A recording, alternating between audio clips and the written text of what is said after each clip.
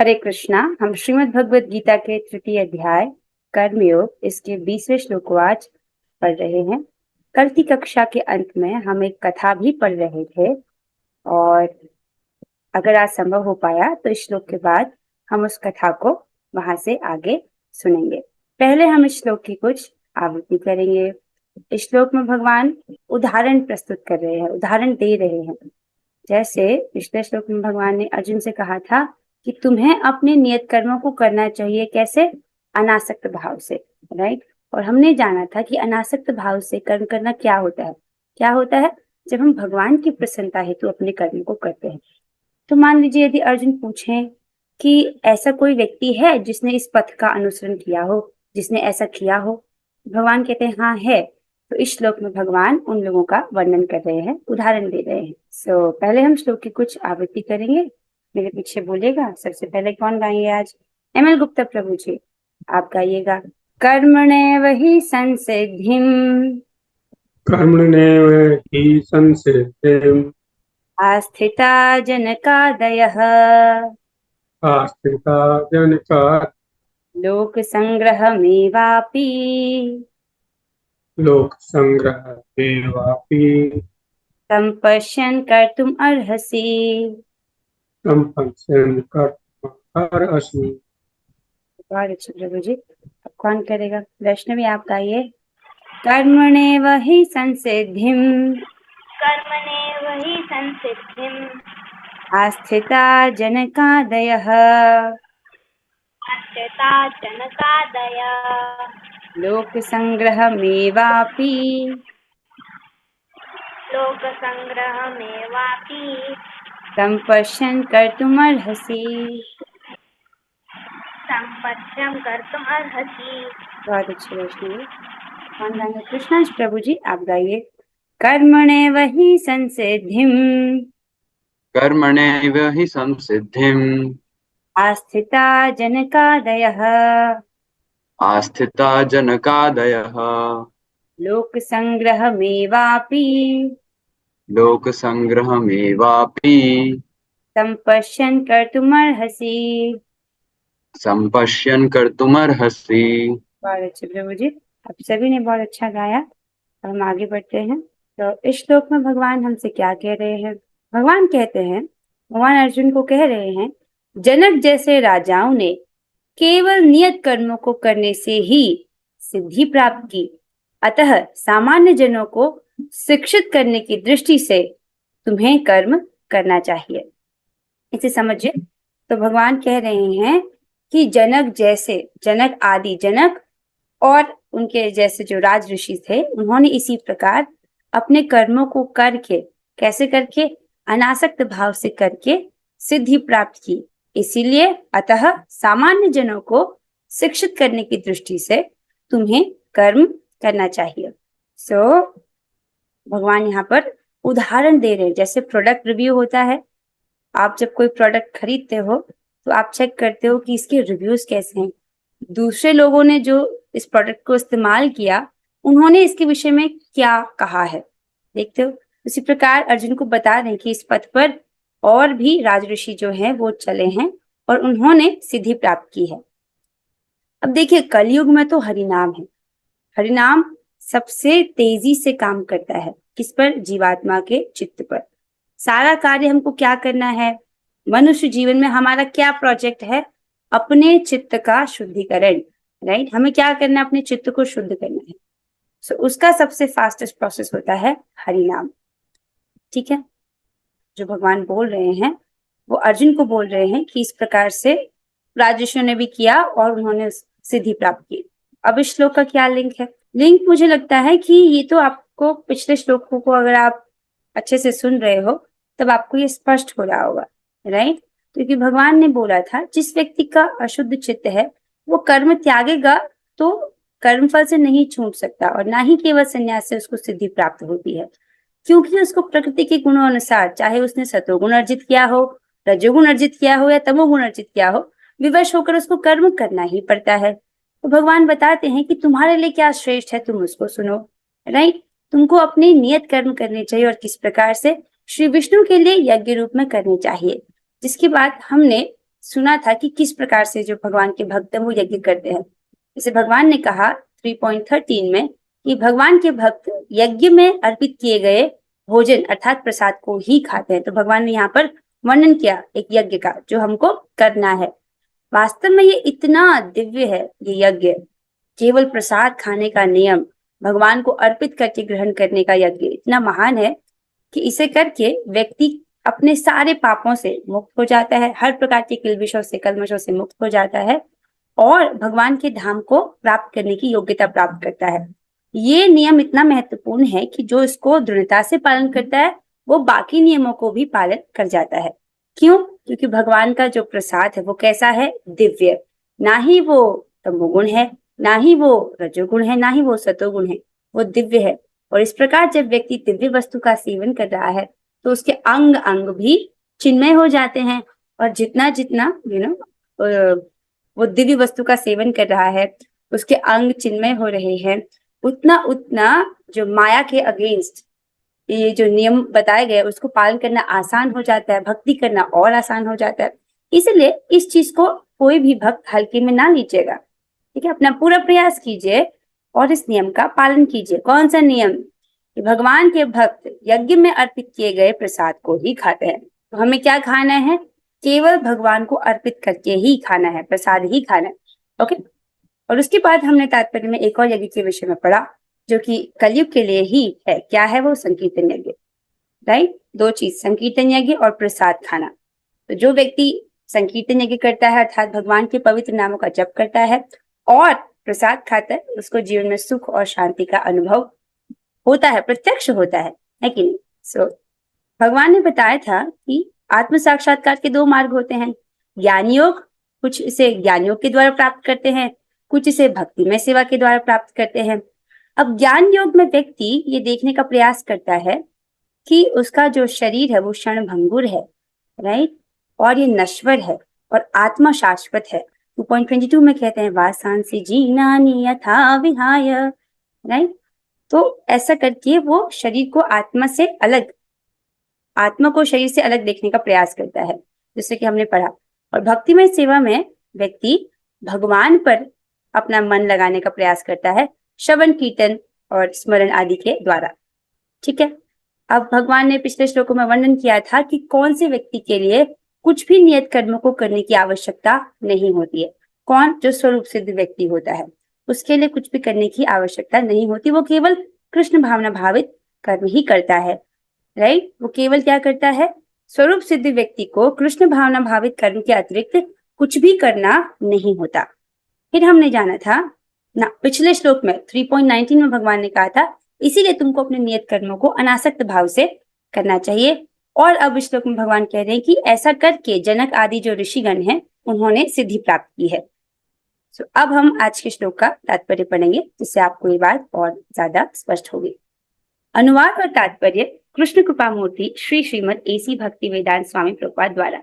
प्रभुपाद जी हमें समझा रहे हैं जनक जैसे राजा स्वरूप सिद्ध व्यक्ति थे। पहली बात, जनक कैसे हैं? वो स्वरूप सिद्ध व्यक्ति हैं और भगवान ये पहले ही बोल चुके हैं कि स्वरूप सिद्ध व्यक्ति के लिए कुछ भी करणीय नहीं होता, वो केवल कृष्ण भावना भावित कर्म ही करता है। अब आगे, अतः वे वेदानुमोदित कर्म करने के लिए बाध्य नहीं थे। वेदों में जिस प्रकार से नियत कर्मों का विधान है ऐसा करने की उनको कोई आवश्यकता नहीं थी, ऐसा करने के लिए वो बाध्य नहीं थे। स्पष्ट हो रही बात? तो भी वे ऐसा करते थे। क्यों करते थे? तो भी वे लोग सामान्य जनों के समक्ष आदर्श प्रस्तुत करने के उद्देश्य से सारे नियत कर्म करते रहे। ऑल्दो उनको ऐसा करने की आवश्यकता नहीं थी, वो क्या थे? एक स्वरूप सिद्ध व्यक्ति थे।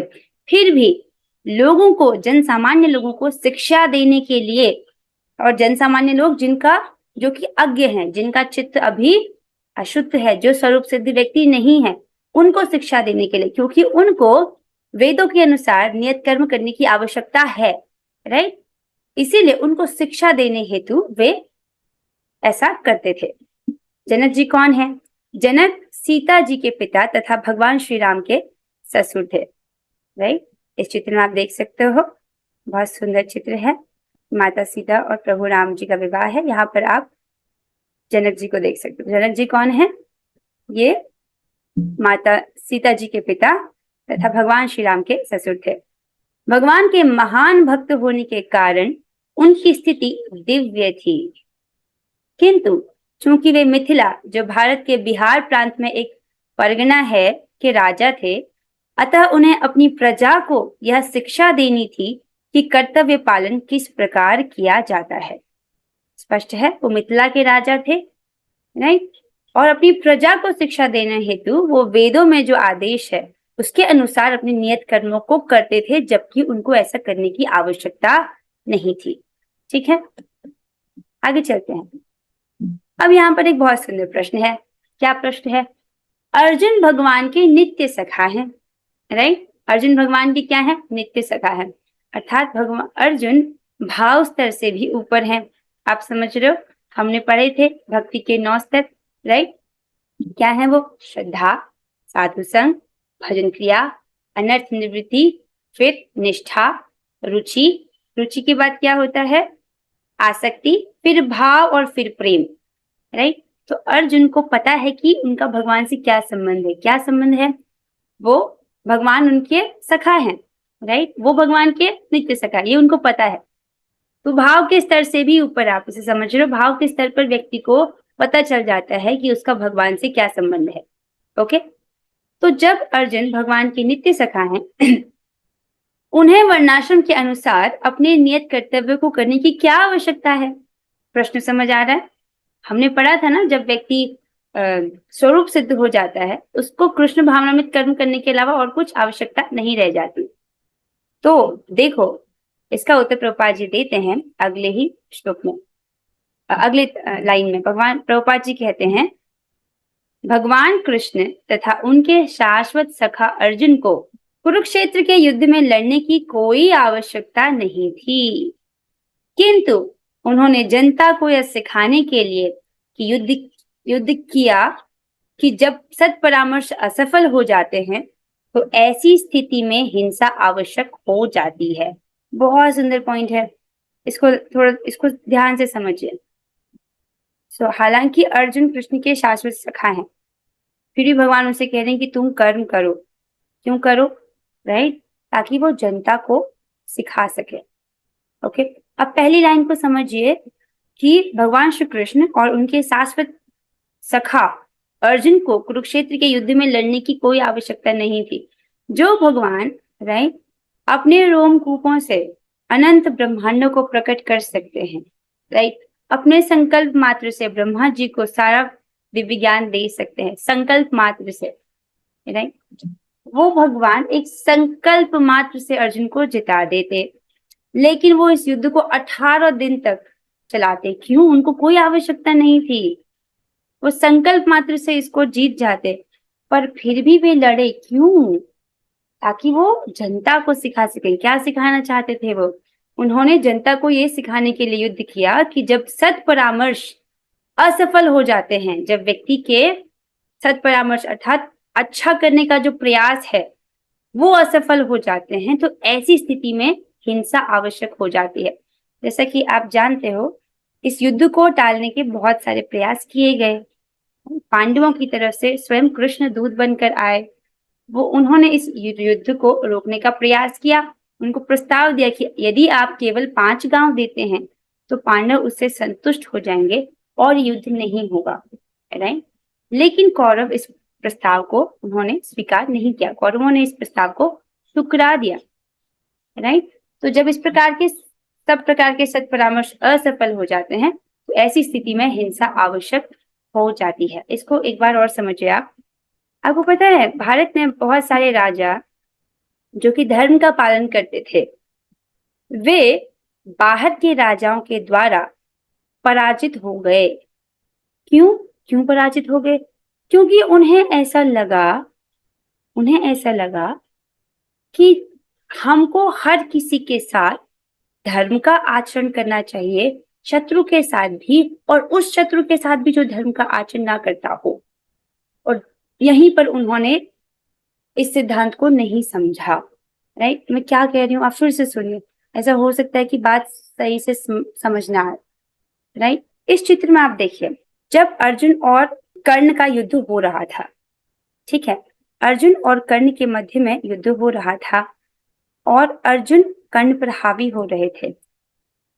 कर्ण का जो रथ है वो धरती में धंस गया था क्योंकि उन्हें एक श्राप भी था और वो अपने रथ से उतरकर उस रथ के पहिए को ऊपर उठाने की कोशिश कर रहे थे। उसी वक्त भगवान कृष्ण ने अर्जुन को आदेश दिया कि तुम इसी वक्त कर्ण का वध करो। अर्जुन ने बोला, केशव मैं ऐसा कैसे कर सकता हूँ, वो तो निहत्था है, उसके पास कोई हथियार नहीं है, वो अपने रथ पर भी सवार नहीं है और वो रथ से नीचे उतरा हुआ है। इस अवस्था में मैं उस पर कैसे बाण चलाऊं? भगवान ने कहा, क्योंकि ये धोखेबाज है, एक चीटर है, इसने स्वयं धर्म के पथ का अनुसरण नहीं किया। तो जिस व्यक्ति ने धर्म के पथ का अनुसरण नहीं किया उसके साथ हम धर्म का आचरण नहीं कर सकते, इसीलिए तुम इस धोखेबाज को तुरंत इसी वक्त इसका वध करो। राइट? जो चीटर है उसके साथ हमको धर्म का आचरण करने की आवश्यकता नहीं है। जो व्यक्ति धर्म का आचरण करता है हम उन्हीं के साथ धर्म का अभ्यास कर सकते हैं। और इस आदेश का पालन करके अर्जुन ने तुरंत ही कर्ण का वध किया। जैसे कि आप उस घटना को जानते हो, जब अभिमन्यु युद्ध कर रहे थे कौरव पक्ष के योद्धाओं के साथ, उस वक्त 8 योद्धाओं ने घेर करके अभिमन्यु पर वार किया था। उनमें से कर्ण भी एक थे, जो कि युद्ध के नियमों के विरुद्ध है। एक योद्धा के साथ लगता है, तो यहाँ पर एक योद्धा 8 महारथियों के साथ युद्ध कर रहा था, तो जो कि धर्म के विरुद्ध है। नहीं, तो भगवान यही शिक्षा दे रहे हैं कि जो व्यक्ति धर्म का आचरण नहीं कर रहा है उसके साथ हमें धर्म का आचरण करने की आवश्यकता नहीं है। और ये बात भारत के राजाओं को नहीं पता थी, इसलिए जब मुगल आए और उन्हें पता चला कि यहाँ के जो राजा हैं वो तो बहुत धर्मनिष्ठ हैं, और इस बात का फायदा उठा करके उन्होंने यहाँ के राजाओं को हरा दिया इन बातों को समझकर। लाइक कि होली वाले दिन तो ये दुश्मनों को भी गले लगाते हैं, आदि आदि। इस प्रकार से जो राजा हैं वो परास्त हो गए थे। पर ये बहुत अच्छी शिक्षा है, राइट, कि हमको खुद दूसरों को एक्सप्लॉइट नहीं करना और खुद भी एक्सप्लॉइट नहीं होना, इसको भगवान स्पष्ट करते हैं। अच्छा, now coming back to the point. हाँ, सो भगवान कृष्ण तथा उनके शाश्वत सखा अर्जुन को कुरुक्षेत्र के युद्ध में लड़ने की कोई आवश्यकता नहीं थी, किंतु उन्होंने जनता को यह सिखाने के लिए युद्ध किया कि जब सत्परामर्श असफल हो जाते हैं तो ऐसी स्थिति में हिंसा आवश्यक हो जाती है। आगे चलते हैं। कुरुक्षेत्र युद्ध से पूर्व युद्ध निवारण के लिए भगवान तक ने सारे प्रयास किए, किंतु दूसरा पक्ष लड़ने पर तुला था, अतः ऐसे सद्धर्म के लिए युद्ध करना आवश्यक था। इसको समझ रहे हैं आप?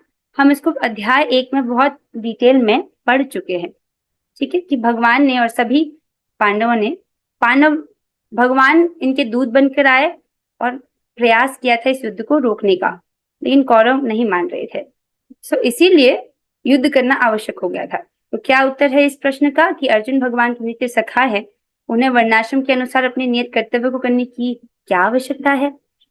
जिन लोगों को वर्णाश्रम के नियम पालन करने की आवश्यकता है उन लोगों के लिए उदाहरण प्रस्तुत करने के लिए, राइट, उन लोगों के लिए उदाहरण प्रस्तुत करने के लिए उनको अपने नियत कर्तव्य करने की आवश्यकता है। राइट, तो जब भगवान अर्जुन से ये एक्सपेक्ट कर रहे हैं तो हम कौन से खेत की मूली हैं? राइट, तो भगवान अर्जुन को चाहते हैं कि वे अपने नियत कर्म को करें, तो हमसे भी तो यही भगवान यही चाहते हैं। ओके, सो यद्यपि कृष्ण भावना भावित व्यक्ति को संसार में कोई रुचि नहीं हो सकती, तो भी वह जनता को यह सिखाने के लिए कि किस तरह रहना और कार्य करना चाहिए कर्म करता रहता है। ठीक है, कृष्ण भावना भावित व्यक्ति को इस भौतिक संसार में कोई रुचि नहीं है, उसकी एकमात्र रुचि कहाँ है? भगवान में, भगवान के श्रवण कीर्तन में, राइट, उनकी भक्ति करने में। ऐसे बहुत सारे भक्त हैं जो मुझसे कहते हैं कि हमको कुछ नहीं करना, हमको भक्ति ही करनी है। कक्षा में उपस्थित विद्यार्थियों की ही बात करती हूँ, तो ये बहुत बहुत अच्छी बात है, राइट। उनको इस संसार से कुछ लेना देना नहीं है, वो केवल भक्ति करना चाहते हैं। सो वो क्या करते हैं कि जनता को यह सिखाने के लिए कि किस तरह से रहना और कार्य करना चाहिए कर्म करता रहता है। कृष्ण भावनामृत में अनुभवी व्यक्ति इस तरह कार्य करते हैं कि अन्य लोग उनका अनुसरण कर सकें, और इसकी व्याख्या अगले श्लोकों में की गई है, राइट। जो अनुभवी व्यक्ति है, राइट, उससे क्या एक्सपेक्टेड है, जो कृष्ण भावनामृत में एक्सपीरियंस व्यक्ति है उससे क्या एक्सपेक्टेड है कि इस तरह के कि जो बाकी के लोग हैं उनको फॉलो कर सके, उनका आचरण देख करके सीख सके, राइट। इसके बारे में आगे के श्लोकों में बताया है। सो अब यहाँ तक डिस्कशन को आप समझ रहे हैं, तो बस एक छोटा सा पॉइंट है जिसको मिस मत कीजिएगा। देखिए, आप इस कथा को जानते हो, मृगारी और नारद मुनि की कथा। कोई ऐसा भक्त है जिसको ये कथा ना पता हो? हमने इसको 2 बार क्लास में पढ़ा है। अनीता नायक माता जी, आपको ये कथा नहीं पता? वैष्णवी, आपको भी नहीं पता? हमने तो इसे कक्षा में पढ़ा था, राइट। चलो ठीक है, जिन बच्चों को नहीं पता उनके लिए एक बार संक्षेप में बता दिया जा रहा है।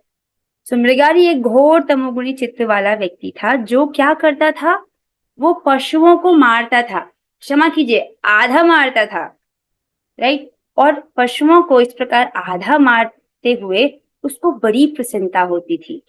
कैसा तो चित्त है व्यक्ति का कि उसको दूसरे जीव को कष्ट दे करके सुख का अनुभव हो रहा है, अर्थात घोर तमोगुणी चित्त वाला व्यक्ति था। एक बार वह अपना यही कार्य कर रहा था, जंगल में पशुओं को आधा मार रहा था और उनको तड़पते हुए देख करके सुख का अनुभव कर रहा था। उसी वक्त नारद मुनि वहां से गुजरे। उन्होंने देखा कि इस प्रकार से जानवरों की दशा किस व्यक्ति ने किया। तो उन्होंने देखा कि एक व्यक्ति है जो अपने हाथ में धनुष और बाण लिए हुए है, जो भयानक दिख रहा है। नारद जी ने उससे पूछा कि तुम इन जानवरों को आधा क्यों मारते हो, पूरा क्यों नहीं मार देते? ये कहता है कि मैंने अपने पिता से यही सीखा है और मुझे ऐसा करके बड़ा आनंद आता है। जब वो तड़पड़ाते हैं मुझे बहुत सुख का अनुभव होता है। तब नारद मुनि उन्हें कहते हैं, देखो तुम किसी भी जीव की हत्या करते हो तुमको पाप तो लगेगा, क्योंकि तुम उनको विशेष रूप से कष्ट दे रहे हो, इसलिए तुमको और अंधतम नरकों में डाला जाएगा और तुमको इसका कष्ट भोगना पड़ेगा भविष्य में। और नारद मुनि उनको दिखाते भी हैं अपनी योग शक्ति से। तो जब नारद मुनि से ये शब्द सुनता है मृगारी, वो बहुत भयभीत हो जाता है, क्योंकि नारद मुनि बहुत तेजवान है, भगवान के भक्त हैं। तो उनकी जब ये शब्द सुनता है मृगारी, तो बहुत भयभीत होता है और उनसे पूछता है कि हे मुनि, अब मैं क्या करूं? मैंने तो बहुत सारे पशुओं की हत्या कर दी है, इस प्रकार तो मैंने बहुत सारा पाप कर्म कर दिया, अब मुझे क्या करना चाहिए? तो नारद मुनि उनसे ये नहीं कहते कि तुम अपने जो नियत कर्तव्य है उनको तुम करते रहो और उनको तुम भगवान की प्रसन्नता के लिए करो, ये नहीं कहते हैं, राइट। तो जैसे इस अध्याय में भगवान क्या कह रहे हैं कि तुम मेरी प्रसन्नता के लिए अपने नियत कर्तव्य को करो, तो इसलिए मिक्स करने की जरूरत नहीं है, इसको समझिए। उसको नारद मुनि ने क्या कहा, उनसे ये नहीं कहा कि तुम इस घोर कर्म को भगवान की प्रसन्नता के लिए करो, राइट। उसे कहा कि तुम सीधे भगवान का श्रवण कीर्तन करो, भगवान की भक्ति करो, राइट। अगर कोई व्यक्ति, ये कहानी क्यों बोली जा रही है आपको दोबारा से, अगर कोई व्यक्ति ऐसा कोई उसका व्यवसायिक कर्म ऐसा कुछ है जो कि वेदों के अनुसार नहीं है, तो उसको उसका त्याग करना चाहिए। फॉर एग्जाम्पल, कोई अल्कोहल की कंपनी में काम करता है या कोई सिगरेट वाली कंपनी में काम करता है, मुझे लगता है भक्त तो यहाँ पे नहीं है, पर यदि अगर ऐसा कोई है, राइट, तो वो सब उसको भगवान को समर्पित नहीं कर सकते हैं, वो घोर कर्म है, राइट, उग्र कर्म, उसको छोड़ना पड़ेगा। क्या करना होगा? सीधे शुद्ध भक्ति। तो नारद मुनि उनसे भक्ति करने को कहते हैं, और इस प्रकार जब मृगारी भक्ति करता है, 1 वर्ष बाद बहुत बहुत अच्छे से भक्ति करता है, 1 वर्ष बाद नारद मुनि उससे मिलने के लिए आते हैं पर्वत मुनि के साथ, राइट। तब जब मृगारी उनसे मिलने के लिए आता है तो रास्ते में बहुत सारी चींटियां होती हैं, तो मृगारी उनको बचाने के लिए कूद कूद कर आता है, ताकि कहीं गलती से एक चींटी को भी उसके कारण कष्ट ना पहुंच जाए। तो देखा आपने, एक मृगारी जो पशुओं को जानबूझ के कष्ट देता था, वही मृगारी अब 1 साल बाद भक्ति के प्रभाव से उसका चित्त इतना शुद्ध हो गया है, अब वो एक चींटी को भी कष्ट नहीं देना चाहता, राइट। ऐसा भक्त का हृदय हो जाता है। ऐसा पर्वत मुनि देख करके बहुत प्रसन्न होते हैं और कहते हैं, नारद मुनि आप तो चिंतामणि है, जो भी आपके संपर्क में आता है वह तो भगवान का भक्त बन जाता है। तो ये कथा इस प्रकार से है। ये क्यों बताई गई आपको, राइट, कि व्यक्ति अगर घोर कर्म कर रहा है, उग्र कर्म कर रहा है, उसको हम भगवान को समर्पित नहीं कर सकते। नाउ कमिंग हियर, इस आज के श्लोक से हमको क्या सीखने को मिलता है? भगवान कहते हैं कि हमको, जैसे उन्होंने अर्जुन को कहा कि लोग जन सामान्य को शिक्षा देने के लिए तुम जो है अपने नियत कर्मों को करो। इवन अगर अर्जुन ये आर्ग्यूमेंट भी करते कि मैं तो स्वरूप सिद्ध व्यक्ति हूँ, राइट, तो भगवान कहते हैं तो भी, जैसे जनक आदि थे वो स्वरूप सिद्ध व्यक्ति थे, फिर भी वे नियत कर्तव्य को करते थे। क्यों? जन सामान्य को उदाहरण प्रस्तुत करने के लिए, उनको सिखाने के लिए। तो तुम भी ऐसा करो, ठीक है। अब यहाँ पर भक्तों से क्या एक्सपेक्टेड है? हर भक्त या हर भक्त की व्यक्तिगत जिम्मेदारी है कि अपने आचरण से दूसरे भक्तों को प्रेरणा दे, राइट, अपने आचरण से प्रस्तुत करे। क्या प्रस्तुत करे, क्या प्रेरणा दे? पहला तो क्या है? संख्या पूर्वक नाम जप ठीक से करे। ठीक से करने का क्या अर्थ है? क्या हम मन में जप सकते हैं? मन में कर सकते हैं? देखिए, अगर आपने अनर्थ निवृत्ति का स्तर पार कर दिया है तब तो आप कर सकते हैं, लेकिन अगर अनर्थ निवृत्ति के स्तर पर हैं तो उसमें स्पष्ट उच्चारण कीजिए, सुनने का प्रयास कीजिए और उच्च उच्च स्वर में कीजिए, राइट। अगर अनर्थ निवृत्ति के स्तर पर है तो क्या होगा? अगर मन में करेंगे तो नींद आ जाएगी, राइट, क्योंकि अनर्थ है अभी। सो दूसरा है 4 नियमों का, जो कि कृष्ण भावनामृत में विधि निषेध है, राइट, वो जो 4 रेगुलेटिव प्रिंसिपल्स हैं उनका दृढ़ता से पालन करे। और उसका की क्या है? यदि कोई व्यक्ति केवल प्रसाद ही खाता है तो उसके लिए ये 4 नियम पालन करना बहुत आसान हो जाता है, राइट। तो उसको आप बहुत, अगर वहां ढीलापन किया तो यहाँ भी ढीलापन हो जाएगा, तो वो बहुत अच्छे से करना है, जो भगवान ने 3.13 में हमको बोला है, यज्ञ शिष्टाशना संतो मुच्यन्ते सर्वकिल्बिषः। अब आगे चलते हैं। और तीसरा क्या है? भक्ति की ABCD याद रखना है। A for association of devotees, B for जो भक्ति प्रवर्तक शास्त्र है उनको पढ़ना, books, C for chanting the Hare Krishna mahamantra, और D फॉर डाइट, क्या खाना है? केवल प्रसाद ही खाना है। इसको याद रखना है और इसको दृढ़ता से पालन करना है। और चौथा है सबसे महत्वपूर्ण, अपनी वास्तविक पहचान का स्मरण रखें। क्या है हमारी वास्तविक पहचान? कि मैं भगवान का नित्य सेवक हूँ, मैं भगवान का नित्य दास हूँ और भगवान मेरे स्वामी हैं। मेरे एकमात्र प्रेमास्पद भगवान श्री कृष्ण हैं और मेरे सारे प्रयासों का उद्देश्य कृष्ण को प्रसन्न संतुष्ट करना है। ओके, ठीक है, इसका स्मरण रखे व्यक्ति। जब व्यक्ति देहात्मक बुद्धि में होता है तो अपने आप को देह ही समझता है। ओके, तो ये 4 बातें जो है बहुत अच्छे से करना है भक्तों को, और ये आप में से हर एक की जिम्मेदारी है कि अपने आचरण से दूसरे भक्तों को प्रेरणा दे। कैसे करना है? इनको बहुत अच्छे से करना है। ओके, तो जब जो वरिष्ठ भक्त है वो अच्छे से करेंगे तो जूनियर भक्तों को भी प्रेरणा मिलेगी, है कि नहीं? आगे चलते हैं। कुछ प्रश्न उत्तर थे, हम आज कथा नहीं कर पाए, समय हो गया है, तो कथा तो फिर अब हम कल ही करेंगे। आज तो मृगारी वाली कथा ही हो गई, दैट्स आल्सो वेरी गुड। सो कुछ प्रश्न है यहाँ पर, अब आपकी बारी है। पहला प्रश्न है, जनक जैसे राजा स्वरूप सिद्ध व्यक्ति थे, अतः वे वेद अनुमोदित कर्म करने के लिए बाध्य न थे, तो भी वे सारे नियत कर्म क्यों करते रहे? और ML गुप्ता प्रभु जी, आपका हाथ खड़ा है, आप बताइए। जनक जो है स्वरूप सिद्ध राजा थे और वे वेद अनुमोदित कर्म करने के लिए बाध्य नहीं थे, लेकिन जनरल पब्लिक को जो है आचरण सिखाने के लिए जो है अपना जो है नियमित कर्म करते थे। बहुत अच्छे प्रभु जी, अपनी प्रजा को अपने आचरण से वो सिखाने के लिए करते थे। वेरी गुड आंसर प्रभु जी, कि जिन लोगों को ऐसा करने की आवश्यकता है उनके लिए उदाहरण प्रस्तुत करने के लिए। बहुत सुंदर प्रभु जी, that was the perfect answer. अगले प्रश्न की तरफ बढ़ते हैं। कृष्ण भावनामृत में अनुभवी व्यक्ति किस तरह कार्य करते हैं? कैसे एक्सपीरियंस भक्त किस प्रकार से कार्य करता है? अच्छा, इस प्रश्न का उत्तर कौन देंगे हमको? वैष्णवी, आपका हाथ खड़ा है, आप बताइए।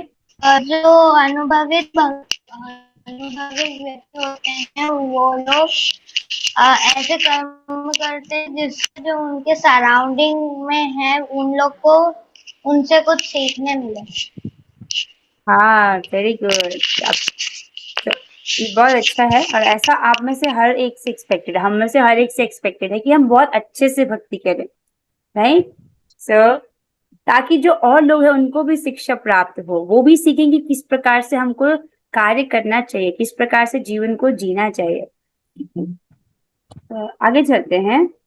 प्रश्न नंबर 3, भगवान कृष्ण तथा उनके शाश्वत सखा अर्जुन को कुरुक्षेत्र के युद्ध में लड़ने की कोई आवश्यकता नहीं थी, राइट। ये स्वयं नर नारायण है, एक संकल्प से जीत लेते लेकिन फिर भी लड़ रहे हैं।